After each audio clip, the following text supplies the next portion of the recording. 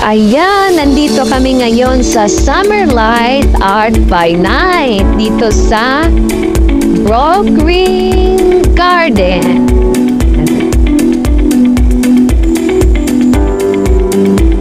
Ay, nandito kami ngayon sa Brooklyn Garden. Manunod kami ng Summerlight kasi itong Brooklyn Garden, ito yung pinakamalaking park dito sa South Carolina.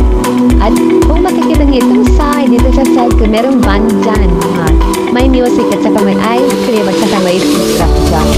At saka makikita niyo dito, napakaganda ng view. Mamaya, mga gabi na, makikita natin yung puro mga lights. Witness natin yung napakaganda ng mga lights. Nulog tayo mamaya, guys.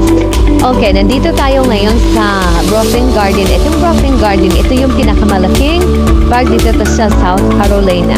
Makikita natin ngayon, ma-witness natin itong summer lights nila na thousand of lights. At kung makikita niyo yung puno na yan is 250 years itong mga puno na to. Ito lahat dito yung mga puno. Kaya napakaganda nito paggabi. So, sobrang fully book ito dito, lalo na pag ganitong summer. Kasi nung panahon na December, meron kasing tinatawag nila na 1,000 lights at the lights. Wala kaming hindi kami nakakuha ng ticket dahil fully booked na 1 year, talaga fully booked na. So ngayon, talagang inaano namin na makapasok kami dito kasi ito yung gustong-gusto ko makikita itong lights mamaya mga nag-start dito mga alas 6 tapos hanggang sa alas 10 ng gabi. So hintayin pa namin kasi yung tawag nito, mawala na yung araw. Alas 8:45. So, maglalakad-lakad muna tayo. Kung makikita nyo yan, napakaganda yung mga trees talaga. Hindi talaga nila ito, hindi talaga nila pinuputol. Talagang preserve nila. Tapos itong Brooklyn Garden, ang nakabili nito, noong unang panahon isa sa pinakamayaman. Tapos ngayon, meron silang dinonate para sa mga estudyante para sa school. So, ito lahat talagang tinanim pa ito ng mga slave noong unang panahon. Isipin mo, nagtatrabaho silang libre.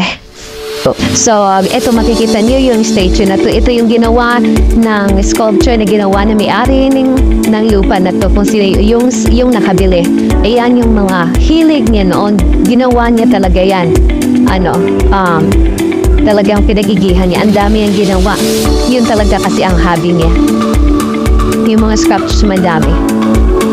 First long, then grow back. Yeah. So, okay. So, ito, kung makikita niyo guys, ayan, sculpture na yun ang ginawa rin ng may-ari dito. Talagang sobrang kahiligan niya na talaga. Lahat na ito, napakadami by corner yan. Kada corner meron diyang mga nilagay na mga para mga statue na dyan. So, ganyan siya.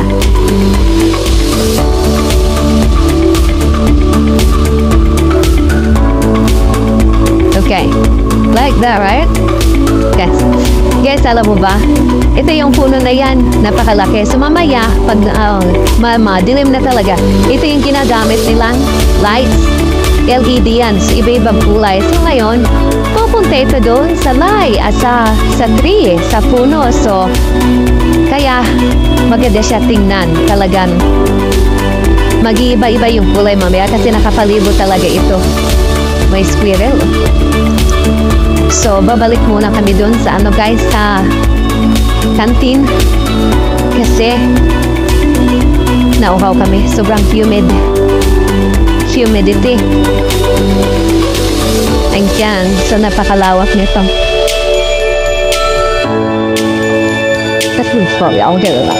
Yeah. Tinignan niya kasi dati nung pumunta kami dito, meron kami nakitang alligator dyan. Did you find something? Ayan. Yan yung sculpture na yan. Yun ang isang aso ng may-ari ng itong lupang ito. Lahat ng mga gawa niya nandito lahat. At yan, hindi ko alam kung bakit walang kamay at saka Mamaya makikita natin to guys, makikita natin yan. Mga mga lights dito mamaya. Ayan, nandyan sa mga puno ng mga kahoy yung mga lights mamaya. Iba-iba ang kulay. Excited ako. Ayan yung aso niya, oh. Ang cute-cute. That's siguro yung aso. I'm tired. Oh, yan, napakanda lang ng sculpture na yan. Ayan, parang nasa Encantada pa, guys. Ayan, no. Parang paraiso ni Adan. Ayan. Paraiso ni Adan.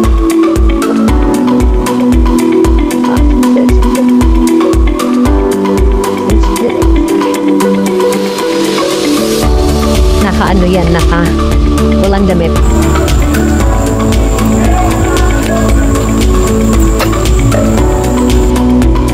Ayan guys, napakaganda talaga nitong park na to, no?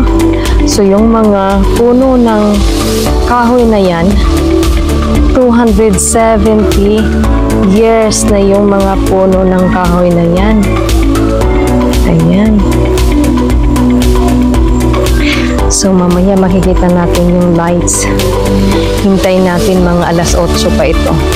Pero nag-uumpisa naman na makikita yung mga lights na dito. So ito naman yung children's corner.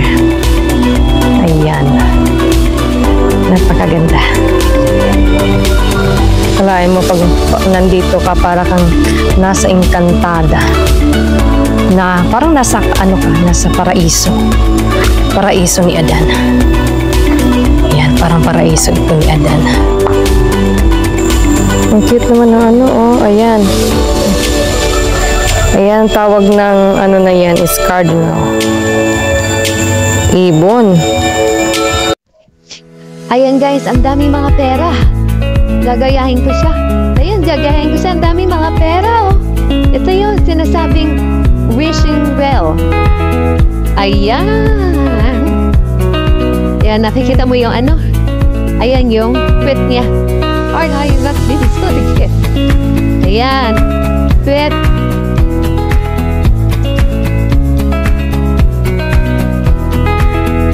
Ayan, ang dami mga pera. Ayan, nagpapakain siya ng squirrel.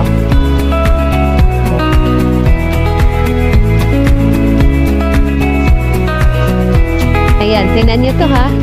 Ayan, kung ano yung nasa baba.